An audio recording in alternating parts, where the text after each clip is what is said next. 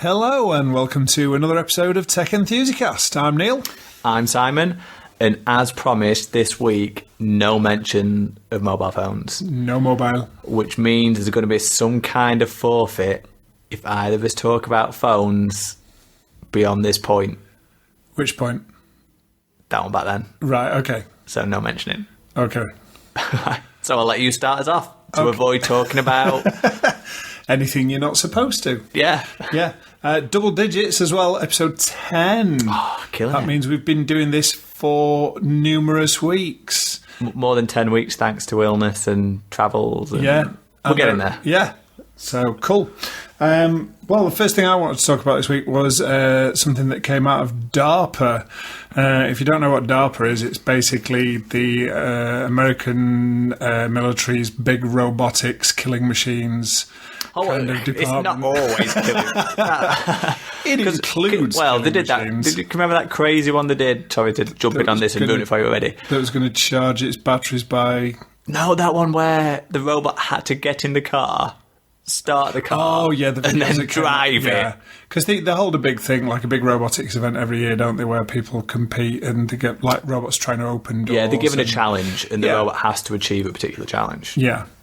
I can't remember if it was DARPA that did the really, really twisted sounding robot that I think it went out onto the battlefield to try and help people out medically, but it recharged its own batteries by eating any kind of carrion it came across. Oh my god! Any type of carrier. Any type of, yeah, so basically it found any organic matter, it would use that to recharge its batteries, and people were like, right, so limbs and things, yeah, oh yeah, it'd be able to use that. No, that's not what you should be saying. No, backtrack from that. Backtrack. But yeah, so moving away from the killing machines, they're doing some pretty cool stuff. They did have a video out in February of somebody rock climbing with a prosthetic robot arm, which just sounds nuts. That does sound impressive. It would probably improve my rock climbing if it was done by the robot. Quite possibly so. But what they've done now is, with a prosthetic arm, they have been able to restore somebody's touch sense, which just sounds crazy. Touch sense allows you to grasp things as well. That's really powerful. Pressure sensitivity. So being able to pick up, things like a glass without shattering it, and being able to hold on to something like a tool firmly enough, or even if you just want to hold someone's hand or anything. Not break someone's arm when you tap them or whatever. Yeah. So just sounds absolutely crazy. And, Isn't it crazy that they're able to interface with the human body? The human body. Yeah, that's the ultimate hack, really. Yeah, because studying sort of psychology, it bit of a pun, does blow your mind that we're able to create technology that can interface with essentially a system that we don't understand fully how it works. Yeah, apparently interfaces directly with the brain. So not even with the nerves in the arm? No. It's sending signals directly to the brain? Signals directly to the brain, and it was apparently... Because the guy that... an anonymous 28-year-old guy who'd had a spinal injury was the test subject. Oh, so they had to bypass enough of it? Yeah. Because of spinal injury? And he said that basically it was as close to 100% as really mattered. One thing, the hand had fingers on it, individual fingers, and they got blindfolded him and were touching individual fingers on a robot hand, and he could feel it. And one of the guys basically touched two fingers at the same time without telling him, and he was like, you messing me about here or what? So what's going to be first then, Robocop or Terminator? I think Robocop, yeah. Yeah, I think Robocop's going to come first. Yeah. Before, Skynet takes over. Because artificial intelligence is not particularly... It's not as good as what people perceive it to be. Nowhere near. But then, Robocop was essentially a computer. There's very little of the human there. No, there was a lot of human there. That's why Robocop worked in Ed 209 and all the others didn't, because there just wasn't enough human and enough soul there. Have you even seen any of the Robocop films? I'm questioning your Robocop knowledge right now. Your move, creep. I can actually remember back in the day researching Robocop heavily online. Really? Yeah, and do you know the gun that he has? Oh, yeah. Back then, you couldn't really do CGI effects on guns. No, so it's a practical effect. It did fire a 6-foot flame. Really? Yeah, he fired a 6-foot flame out of a handgun. That's crazy. So the machine... And I was like, what? That was a real gun. But you just imagine these things to be post and CGI. You don't think that they're real. But yeah, that existed, that gun. That's crazy. And there might be a few people out there that don't know what that gun is. It's worth looking that up on YouTube, because that gun... Or may only have seen the remake. Well, that'll probably be CGI. That probably won't be a real gun. Oh, no. Yeah, so if you... We need to put this in the show notes. A video of Robocop's gun. Because it was just an insane gun. It was an insane gun. Yeah. Can you remember the folding gun as well from Robocop 2? Not so much. Can you remember the teenage kid? It was like a little box, and then he folded it and turned it into a gun. Nope, don't remember that. Yeah, Robocop was real next gen on its gun design. It was really out there. So, yeah, I don't remember that one at all. That was a slight digression. Yeah. So, I remember watching Robocop when I was far too young to be watching Robocop. You know, one of the things I really liked about Robocop? Go on. The commercials that were interweaved into the film. The fake TV commercials for like suntan cream that was factor 6,000. Yeah. Oscorp brings you suntan cream. Yeah, they were cool. So, yeah. So that was really, really impressive, the fact that they can literally hack into the human body and recreate something that we don't really fully understand. Yeah, it's real black boxing in terms of they know the inputs and outputs they're required, so they can replicate it, but they don't know how it's replicated. Yeah. I watched a TED Talk about 2 years ago, because we've still no idea how vision works. Yeah. The retina's actually made in reverse in terms of the system. If you were to design it, it's made the wrong way around. Oh, right. The light sensitive cells are at the back. Crazy. It's really weird. So you wouldn't make it like that. And a team of engineers had come up with a generalized algorithm to send the correct signals down the optical nerve to replace the retina. But they weren't doing it how the retina necessarily does. Right. They were just mimicking the output, which just seems incredible. So this device, theoretically, could be like a replacement eye or a robotic eye. Yeah. A bit more Geordie, from Star Trek style, where you could put on a visor and then have, some points. Interface on your temples, and it would send the information straight to the optical nerve and just bypass your eyes. Yeah. Which, that's incredible. The amount of kids who risked blindness in the 90s by putting the Sisters Alice band on in the front of their eyes to pretend to be Geordie LaForge. Geordie was cool. He was awesome. Geordie was cool. I still follow him now on Twitter. All right, cool. It does a lot of... it does the reading rainbow, doesn't it? Promotes reading and children's stuff. So it does some great stuff nowadays, actually. Cool.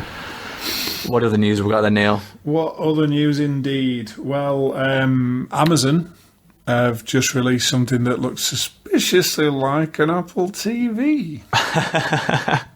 You're telling me that someone else has copied Ive's designs? No. No one does that? Well, I mean, it is essentially a small black square box. So, in their defence, what can you do that's original in that space? Yeah. It just needs to be a functional, acceptable box. Yeah, and if you look at the design of any kind of set-top box over the past 20 years, the design has just become more and more minimal because there's just no need. There was one, and this just popped in my head. I should have researched this. I always say that. But they designed it, and it looked like a cube that was dropping through your entertainment system. Yeah, I remember that. Who was it? That wasn't the Ouya, was it? No. No, it was something else. It was someone in it, but it was an interesting design. They made it like a 3D cube that was just dropping through. Yeah. So yeah, I don't think you can do much, but what is interesting is the spec. It's got Alexa. Yeah. And it does 4K. 4K. And I almost think Amazon have never got the hardware game together apart from the Kindle line. Yeah. But could they sneak in the back door and really get the home automation thing kickstarted? Could do. In terms of, for me, I want my home automation. I just want to speak in a room and get my questions answered. Yeah. I want to speak in a room with the lights change. Oh, we're going to say Alexa does already tie into smart things, doesn't it? So yeah, so that's what I want. And if they can get it into the home at a really low price point, yeah, because I assume with Alexa on it, it's got a microphone built in. Yeah, the remote's got the mic on it. Yeah, I think the mic needs to start going into the device itself, because then you can just walk in a room and talk. Yeah. Having to, talk into the remote, I think is a little disjointed. Yeah, I don't. Well, yeah, that's how the last Fire TV worked. I'm not entirely certain what. I just presumed it'd be the same. It could be, because the Apple TV is speaking into the remote, isn't it? Yeah.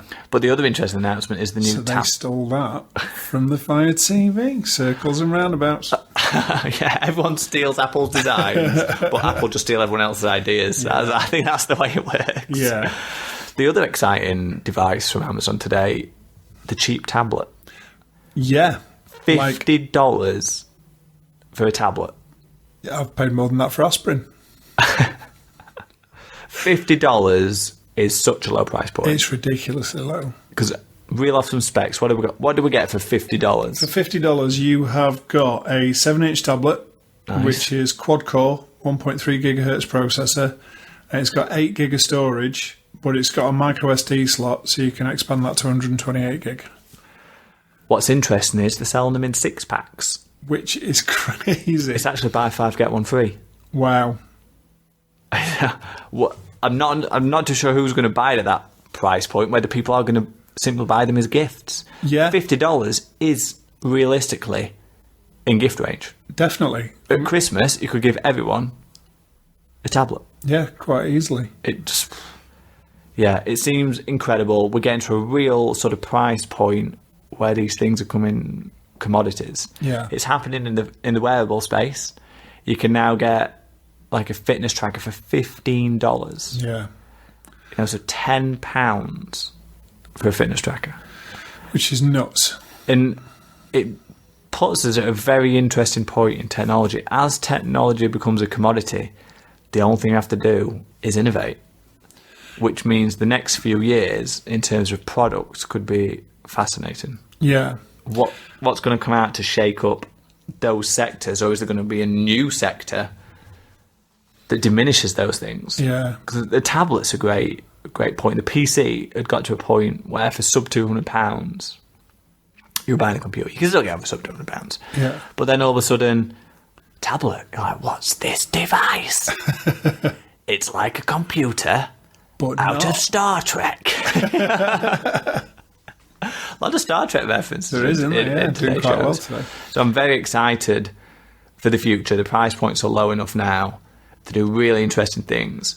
And at $50, you can start having very specific uses for them. Yeah. I would love if there was an Android tablet of that quality, the $50 price point. Yeah. I would have it as a clock on my wall, because for me, I need to ask the time. Yeah. So I could always just say, okay, Google, what's the time? Mm.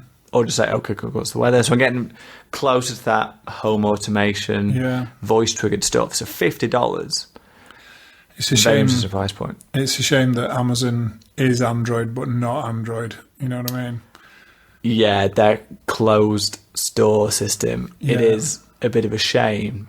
But talking about Android are now going to allow you to stream games straight to YouTube. Yeah, from tablets or other devices. Yeah, smaller than tablet devices. Yeah. Yeah.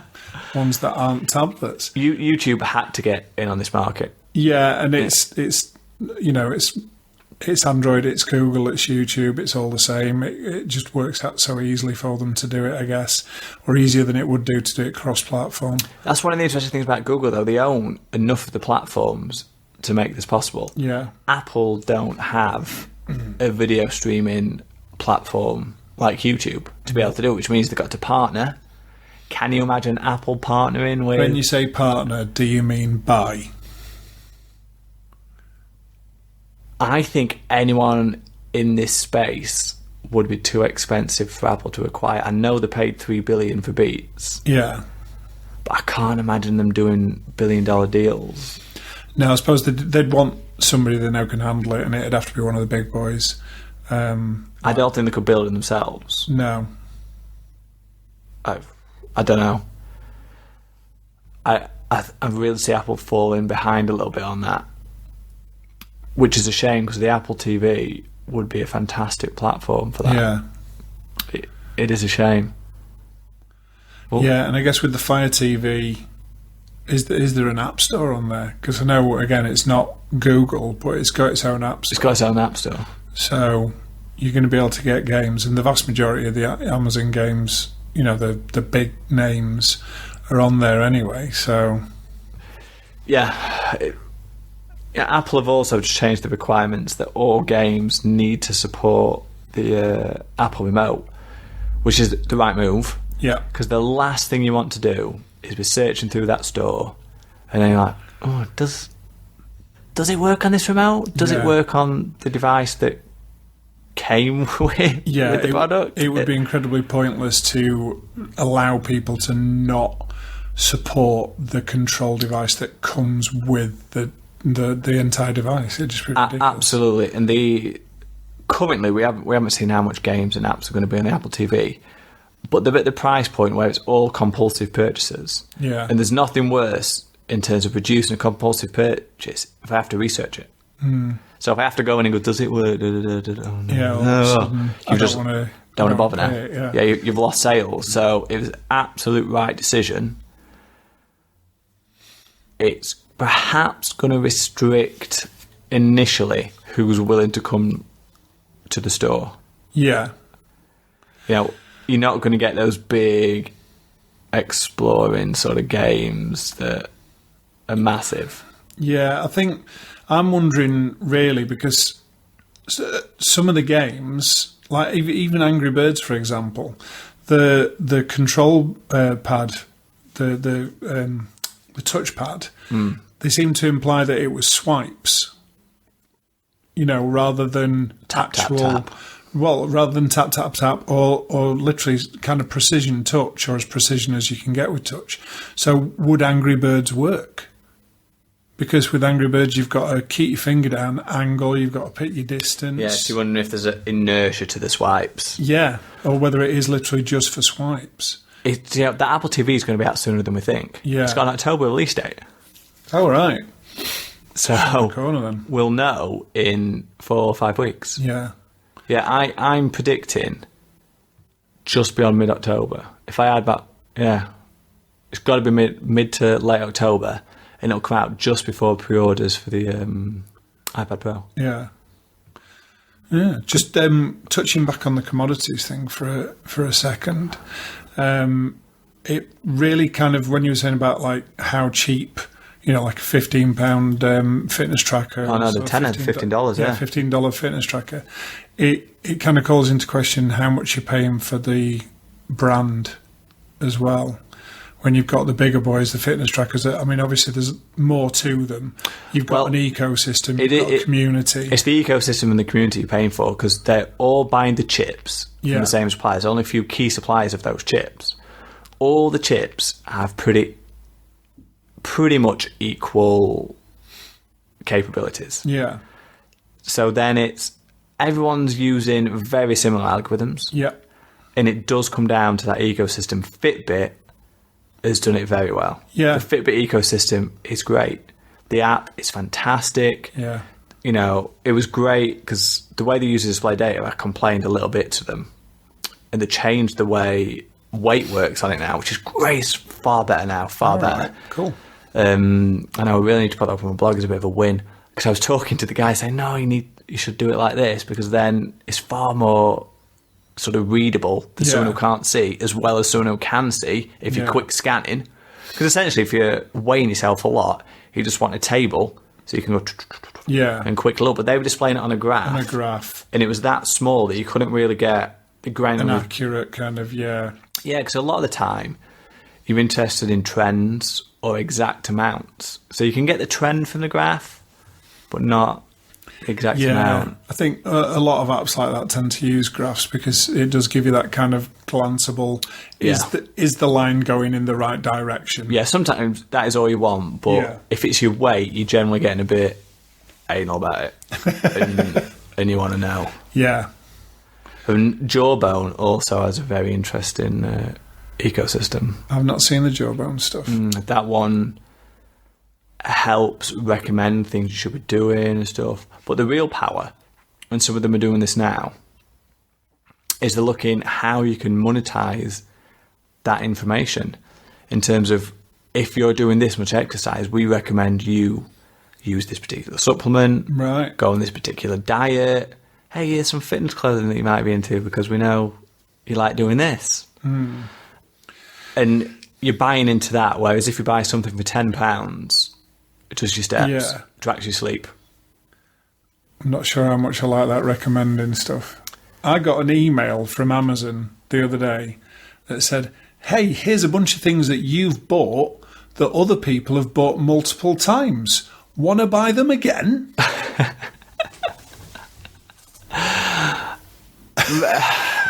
Recommending marketing,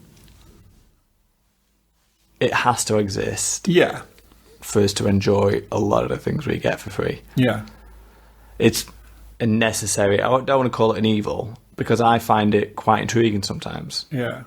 There's quite a few things that popped on Facebook where I've gone, I might have that. In fact, there was one the other day on our favourite websites, crowdfunding. It was for a carbon fibre minimalist wallet. I was like, want. It's probably never going to be made, and I will certainly never get it when they say I will, but want. Yeah. So at least you'd be able to leave it in your will to one of your sons.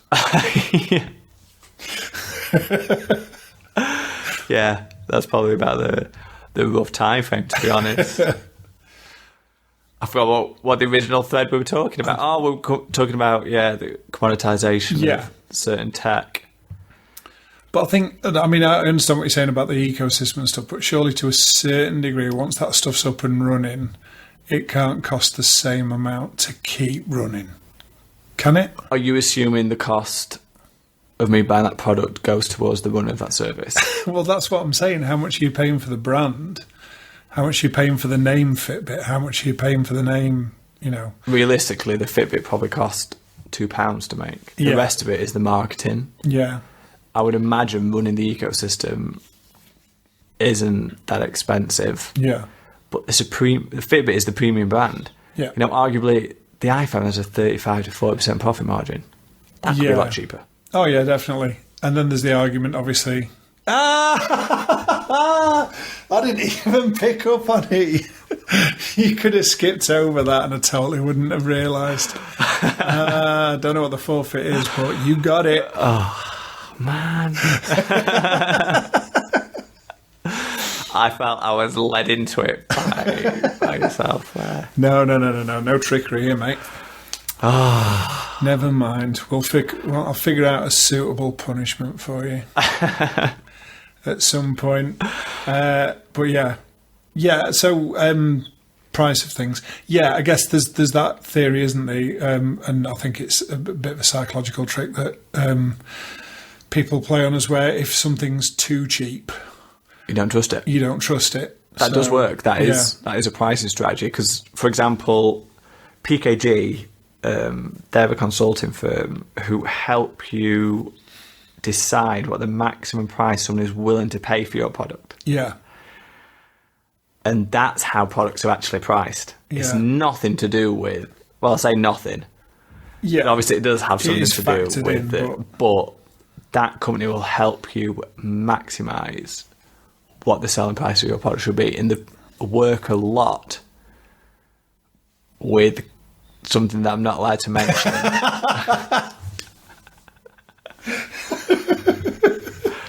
to really maximise. Yeah. And, for example, network operators are advised to make their packages so they cannot be directly compared to a competitor. Right. So they know when you're looking at a list of how much data do we get, how many calls, it's like, I can't directly do it because you get more of this and that and less of that, and you can never directly do a comparison. They're actually advised to do that. So that it makes it difficult to compare and contrast. Yeah. Swines. Yeah. It's very annoying, but that's the industry. So products are never perhaps priced with the manufacturing cost and marketing budget is the sole consideration. It's how can we maximise this price point. Yeah. Then you get companies that name things differently and make it seem like what they're giving you is better than the other thing, even though it's the same but with a different name. And yeah, give it a fancy trademark name to say, hey, look, is our unique selling point. It's the same as the others, but don't know. It's yeah. But eventually things commoditize because again, the other thing, I'm not allowed to mention it, but the price is heavily dropping on those too. I feel like saying not allowed to mention it is pretty much mentioning it. But yeah, they're getting to the price point as well where it's commoditized. So innovation is needed. There's got to be, in the next 2-3 years, in 2 or 3 of the biggest sort of tech areas right now, massive innovation. Yeah. So very interesting times. Do we have anything else that pops up in the news? Speaking of innovation, Facebook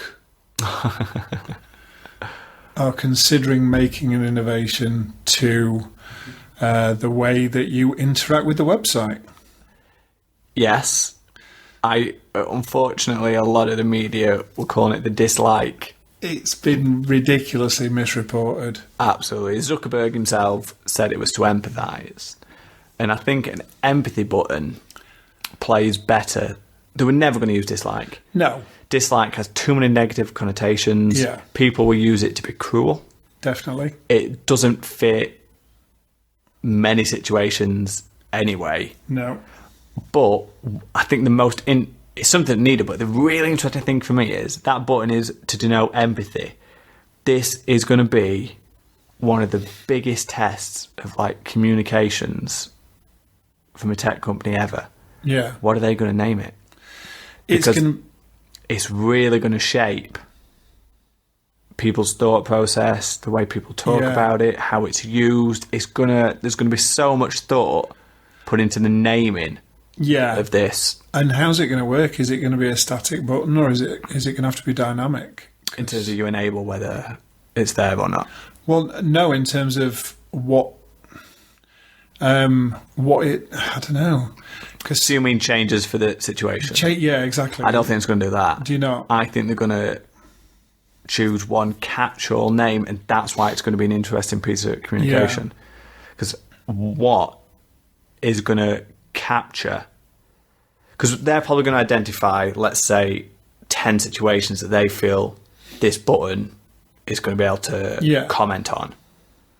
And I think that's how they're going to do it. They're not going to try and do everything. They're going to say, it should be used in this situation. Yeah. But it's still going to be very interesting what they choose to name it. Yeah. For anyone who's not entirely certain what we're talking about, I've experienced it a few times where you're scrolling through Facebook and you see somebody's posted, granddad's in hospital, it's not looking good, sad face or whatever, and you'd look below the status, and there's 15 likes, and but that just doesn't seem an appropriate response to that status. It's really not, and that's because I think the use of the like button slowly shifted. Yeah. As time progressed in terms of offering support for the post. Yeah.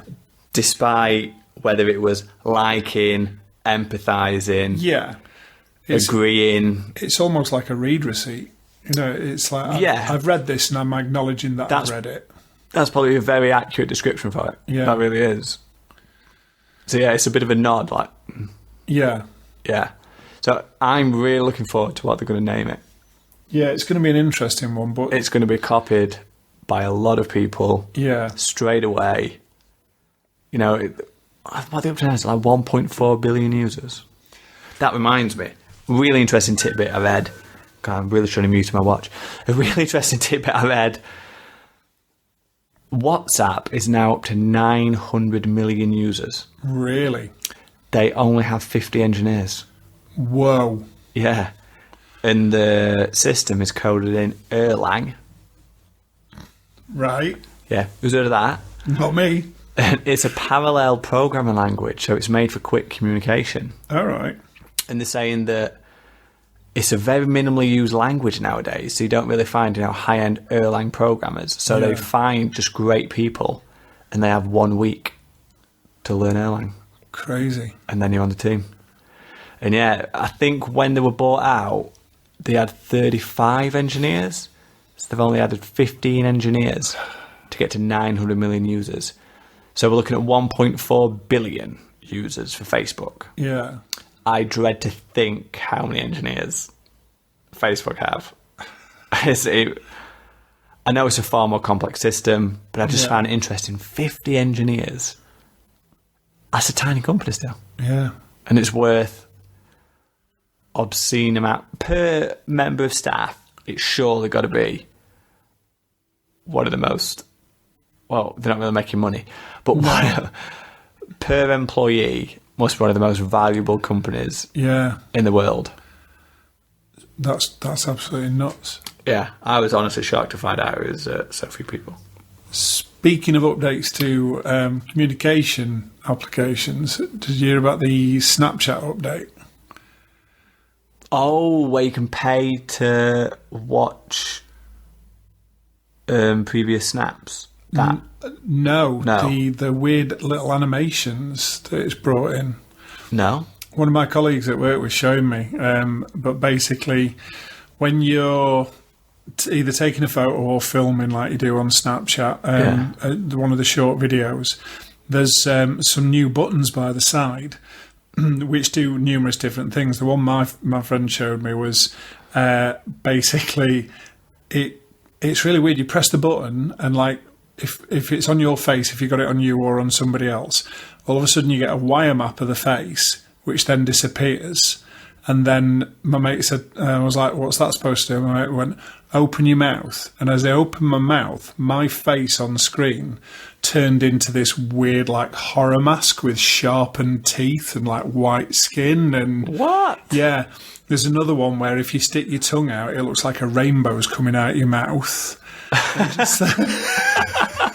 And like if you move, I bet that took 50 engineers. Yeah, but you move your tongue around and the rainbow moves with it, and it looks unbelievable. It's crazy. And these effects are real time. Yeah, that's quite impressive. Yeah, they're happening in real time. Like I say, you see the wire map of your face happen really quickly, and it disappears, and then the effects can be added. But yeah, really bizarre. And then you can upload that as a video to Snapchat, or a snap, should I say, to Snapchat. No, did not see that. Yeah, it's a weird one, but kind of cool. Yeah, that is weird. The horror one was really freaky. I was not expecting it. Kind of freaked me out a little bit. I think we're pretty much getting into our interesting articles of the week, Neil. Interesting article of the week. And we need like a little. Yeah, we need to be. It's called a stinger. Yeah, we need to be a tacky radio station. We do. We need. And I want animal noises. I want roaring lions. No. I want roaring lions, alligator noises. No. I'm going to get it. Yeah, but I'm in charge of the buttons. So. No, I think they should release a secondary app where I can have some buttons as well. Yeah. So you have your little deck and I have my deck. I'm going to suggest that as a feature. No, I'm fine. It's fine as it is, thanks. No. Go on then, Simon, what's your interesting story of the week? Well, wireless charging for devices. It's not great as it stands right now, is it? We need to place it on a particular surface. Yeah. It's pretty slow. It's just like... It's really energy inefficient. Yeah. Well, there's a new technology out there in development stages that's going to do it through sound. Right. It's called Ubeam. Okay. It uses ultrasound and it can charge your device by sound. And it doesn't have to be touching. No, as long as it can hear the ultrasound, I believe it charges. That's just crazy. The fact that you could have something in the corner of the room that is just automatically charging any wireless device in the room. Yeah.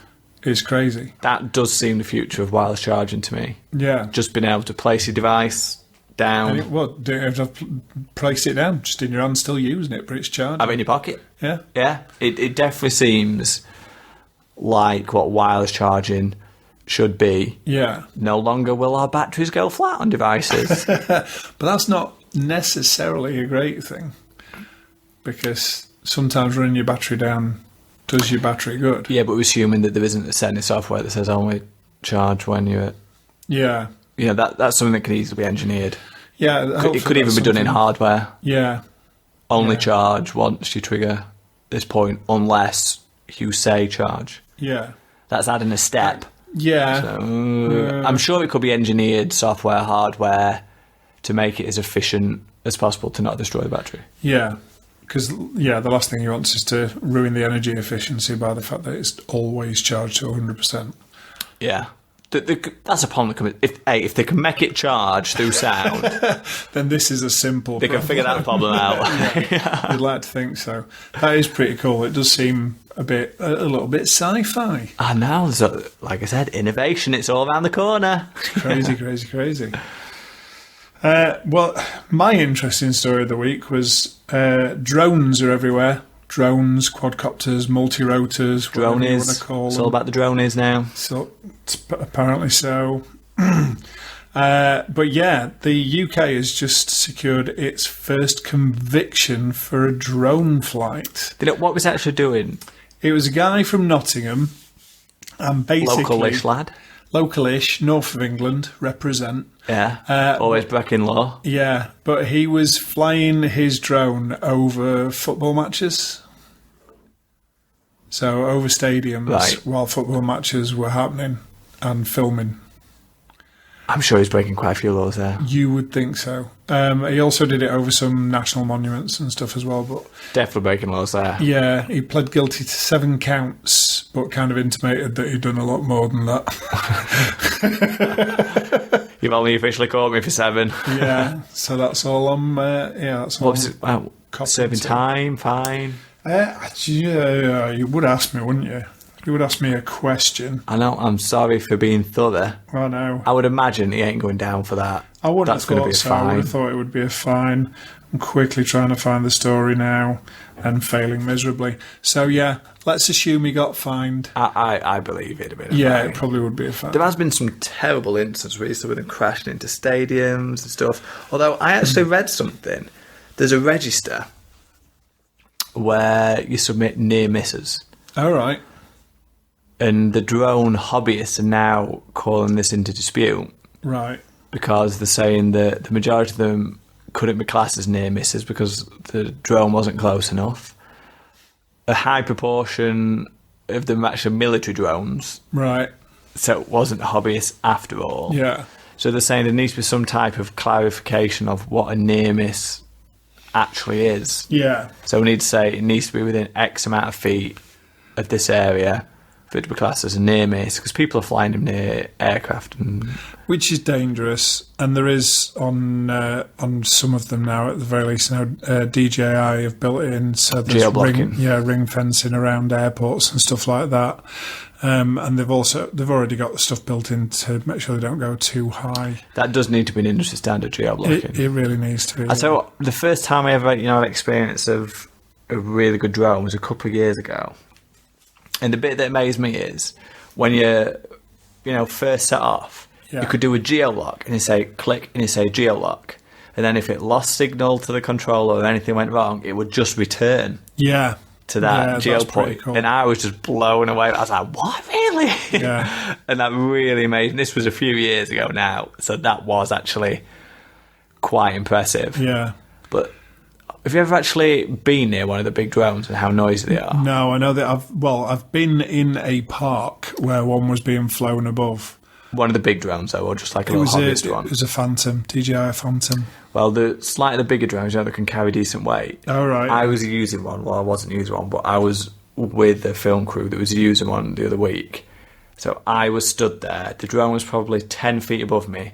The director was 30 feet away with the megaphone. Yeah. You might hear what he was saying. Wow. That's how loud they are.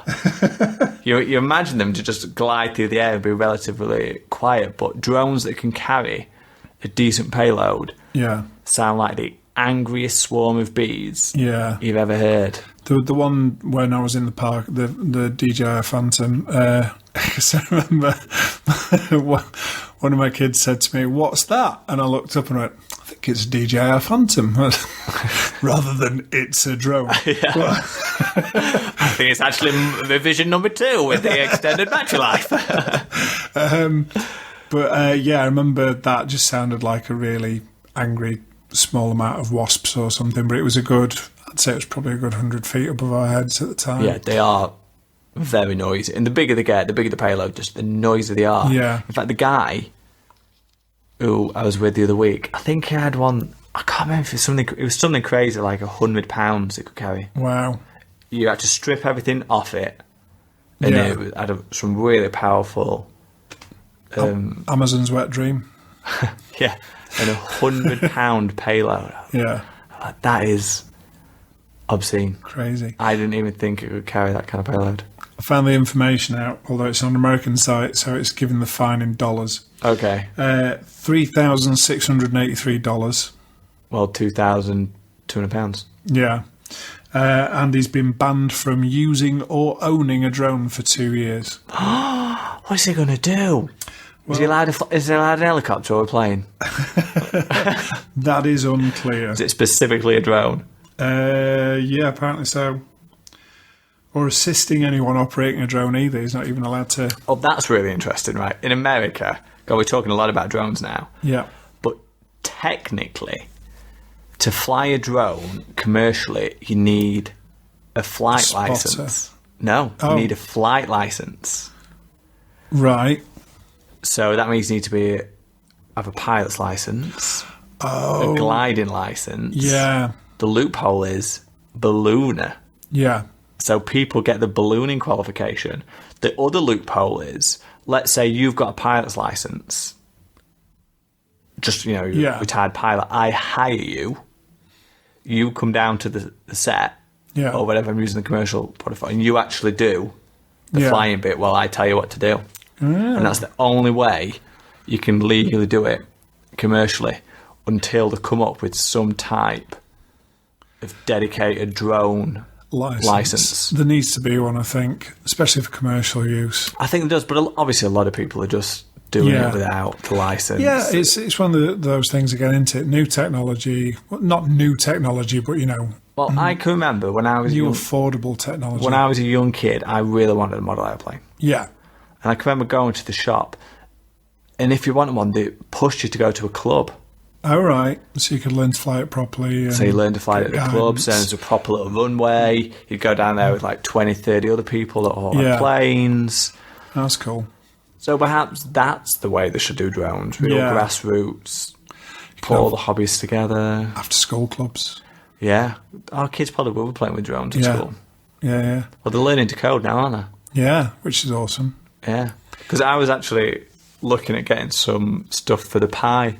Yeah. Some of the little kids kits you can get. You can get some for they're £15, the kids kits. Wow. And you can do incredible things. Like, it comes with lots of conductive stuff, so you can make put the conductive clips onto anything, basically. Yeah. For the demo was lots of pieces of fruit, and then you can make the fruit play any note or any music file. Awesome. You want, so you can put like 10 pieces of fruit in front of your TV and go and just play songs. I thought, God, kids would just be blown away. Yeah, that'd be awesome. By the fact you can touch a piece of fruit and it plays a note. Yeah. Talking of the electrodes that you could attach stuff, the BBC microcomputer thing that can we buy that the yet? Raspberry Pi, it's been delayed. Was it crowdsourced by any chance? I doubt it if the BBC are doing it, but yeah. I don't understand with that project why the BBC just didn't get behind Raspberry Pi. Yeah, because the Raspberry Pi is even a British educational. Yeah, because it was Cambridge University. I don't understand why they didn't get behind it. I don't know. One quick story about Raspberry Pi. I really like this story. Go on. They were trying to figure out where they could make it. Yeah. Very difficult, obviously, to find someone to manufacture in high quantity. Oh. Sony agreed to manufacture it for free. Really? In their production plant in Wales. That's crazy. Yeah, so I don't think they're charging for tooling or anything. So now it's over here. Yeah, it got made in Sony's plant. That's quite the favour. It really is, but you encourage more young kids to get into development and stuff. Yeah. In 20 years' time, there's more people in the industry to fulfill those jobs that you need. Yeah, and cool. it probably didn't cost them much to set up the tooling when you got that kind of setup anyway. Did you, going back to drones very briefly, did you hear the story about the American prison and the drone? Oh, with the drugs. Yeah. I love a good bit of ingenuity when it comes to crime. Yeah. Yeah. Although they needed a bit more practice with the drone because they dropped the drugs right in the middle of the exercise yard and it caused a riot. Rather than discreetly in the corner as planned. I know, but there was a lot of bees. What's going on? Yeah, but they could have been that high up that you wouldn't have heard it that... Because you can go hundreds of feet in the air, can't they? That's very true. And then when you drop it, you could have wind, and that's probably why it drifted into the middle of the yard. They could have been aiming for the corner. True. You need to do some practice drops. No, what you could do with is a pilot's license to understand how all that stuff works. Absolutely. Yeah. I think we should probably wrap it up there, Neil. Okay. Yeah. So we've not done the communication thing for a while. So just to remind you, we are on Twitter at Enthusicast Tech. We have a website, techenthusiast.com, and obviously we put everything that we can on Facebook and YouTube as well. Is there anything else we do? No, that's it for now. Some of the other services, a strange capping, but no. Yeah. We're getting it out there. We're trying to get it out there as much as we possibly can. There was something I was going to say. Could do with the script. Then it slipped my mind completely. So, that was it. Yeah, I'm going to spend the next week trying to find a forfeit for Simon due to his mess up. I'm going to listen back and make sure that you didn't mention it before I did. Because there was a bit where you said something and I was trying to think in my head and play it back going, did he say it? Did he say it? Did he say it? And then when I did, I obviously just head in hands thinking, I can't believe I did it. I'm not saying that I didn't. But I'm also not saying that I did, because if I did, I don't know. Well, I'm going to listen back and find out if you did mention. That's fair enough, and then we'll both have to do a forfeit. But for now, it's just me. Yeah. So So thanks for listening, and we'll be back next week. I've been Neil, and I'm Simon. See you later.